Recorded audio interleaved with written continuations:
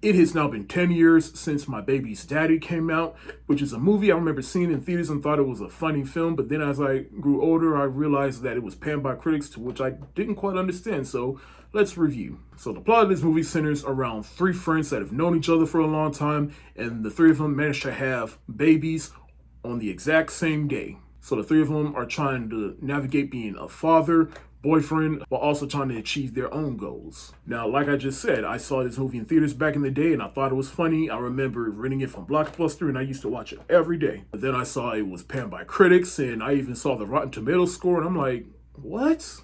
But I think ultimately I can sum this movie like this. It is a bad movie with pure intentions. In fact, I'm having with this film what I like to call Meteor Man syndrome, in which, my boy, Mr. Processing Greatness himself, Meteor Man, he loves that movie, and not everybody in the world is on the same page as him, but for some reason, whether it's nostalgia or he just sees more of the pure intentions, that the flaws of that movie just doesn't bother him, and that's how I feel about this movie. This movie has pure intentions, and the flaws of this movie just doesn't really bother me, even though I'm watching with adult eyes, and I can see why this movie was panned by critics. Because I will admit, some of the humor in this movie, it doesn't always quite land and is a bit dated, particularly when it comes to the Asian family in this movie. It has a couple of racist jokes that were either generic or just been done multiple times and done dozens of different ways. That being said, I think there are things in this movie that need to be appreciated because it is showing what it's like to be a new father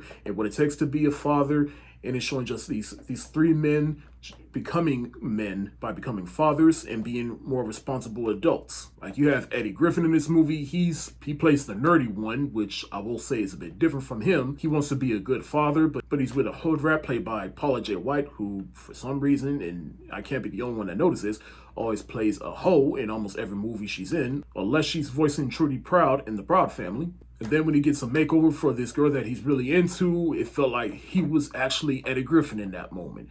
But then he learns to be himself, and he learns to be a better father, and realizing that with a partner, he deserves better. You got Anthony Anderson, who marries into that Asian family. You got Anthony Anderson, who has a baby with the daughter of that Asian family, but he wants to be a boxer, but he's piss poor at it, and he learns to put the wants and needs of his family before his own. Michael Rapoli's character, he's a music producer, and he wants to be a father, and he also wanted a relationship, but the woman he had a baby with was just like, nah, and then it turns out she's a lesbian. But overall, she just doesn't think that he has what it takes to be a father and what it means to be in the child's life, and he also comes to that realization. I like how John Amos was basically the magical Negro in the movie because he's the uncle of Eddie Griffin's character, and he's basically the one that snaps some sense into the three boys. Then Method Man, he plays the cousin of Anthony Anderson in this movie, and I'll say he was probably the funniest character in the movie. But I'll say the two biggest things I appreciate in this movie is probably the middle section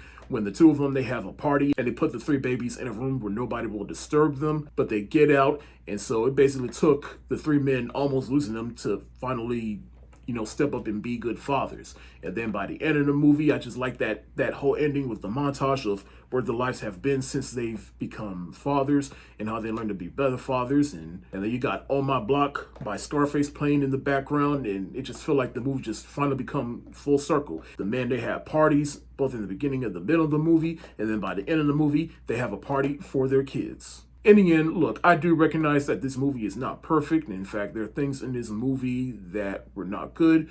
But from my perspective, and maybe it is my nostalgia talking, but like I said, I feel like this movie had such good and pure intentions that whatever flaws this movie has just really doesn't faze me. And I still think the movie is funny. Now, before I end this review, I gotta address some funny moments within this film that just got big laughs out of me. Like Bobby J. Thompson, who plays Lil Tupac.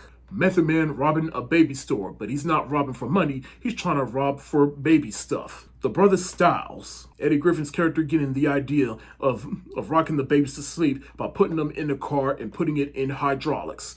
And it turns out the three men, they fall asleep themselves. And the one line that got the biggest laugh out of me when I saw this movie in the theater back in the day was when Anthony Anderson's girlfriend, her water breaks. They tell her father, and the father yells out, "Clean out on aisle 3!" If you have not seen this movie, I'd say give it a chance. But if you have seen this movie, and if you're not on the same page as me, like, hey, I understand. I'm just saying, it was entertaining from where I'm standing, even with adult eyes. I'm going to give My Baby's Daddy the thumbs up emoji.